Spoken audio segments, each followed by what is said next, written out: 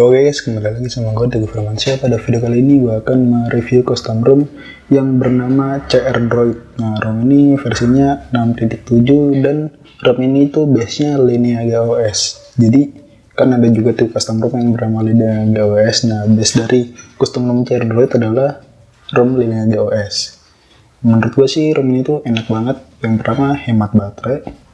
Yang kedua, nggak terlalu panas atau adem, padahal fiturnya dari ROM ini tuh banyak banget. Nah, di sini versi kernelnya udah berganti pakai Predator Stormbreaker 7.7 stable.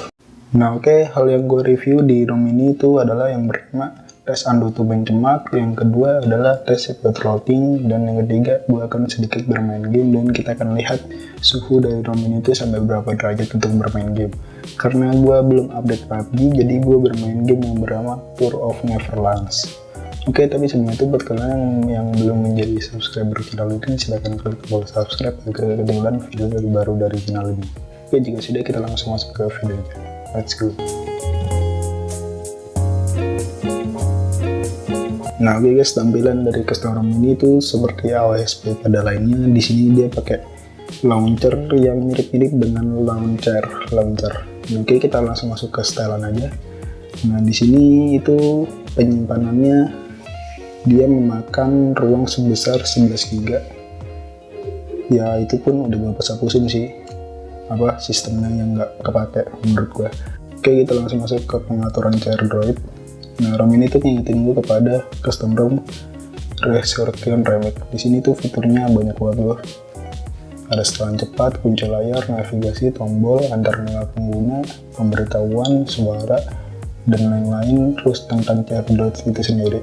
Kita langsung mulai di bagian bila status. Di situ ada seperti biasa, ada ikon status bar, gaya jam and tanggal, pengamat lalu lintas jaringan. Pengamat lalu lintas jaringan itu indikator yang di sini. Tapi karena di sini gue gak ada kotanya, jadi gak bakal muncul. Terus ada ikon sinyal gaya lama, ikon 4G switch to LTE, foto ikon, corak mode baterai, persentase baterai, bentuk tidur, kontrol kecerahan, dan cooldown cepat. Misalnya tuh kayak gini. Selanjutnya di setelan cepat ada kolom baris itu buat ngatur yang di bagian expanded ini. Selanjutnya ada corak mode baterai, ada judul lantai, ini gue tahu ya apaan ya, soalnya pakai bahasa Indonesia banget.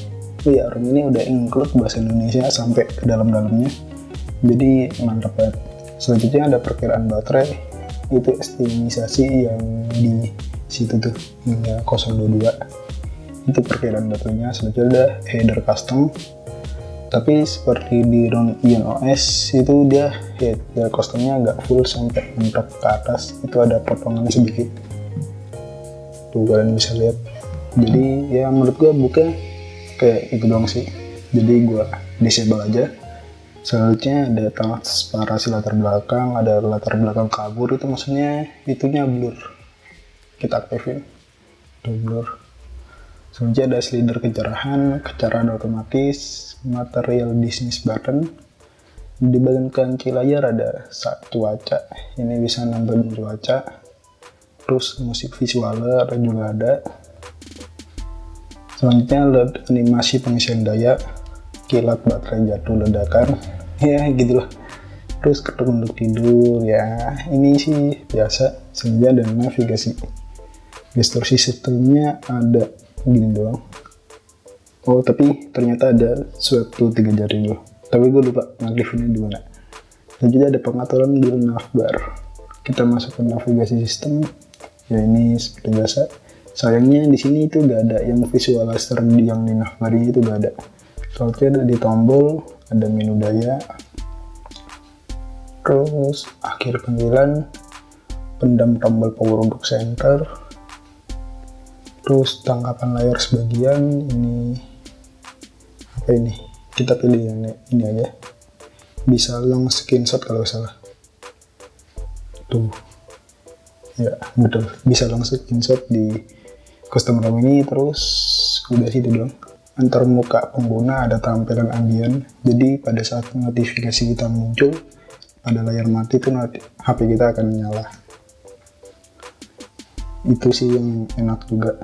Selanjutnya animasi, ini animasinya nggak ada yang CRT gitu loh. Selanjutnya aplikasi layar penuh, ini ada misalnya kalian ingin nge-game gitu, terus ada sudut melengkung itu yang FW gitu. Selanjutnya servis cuaca ini apa nggak tahu. Terus pemberitahuan, kedipkan senter saat panggilan masuk, jadi aplikasi kalian kalau ada panggilan itu akan kedip flashnya.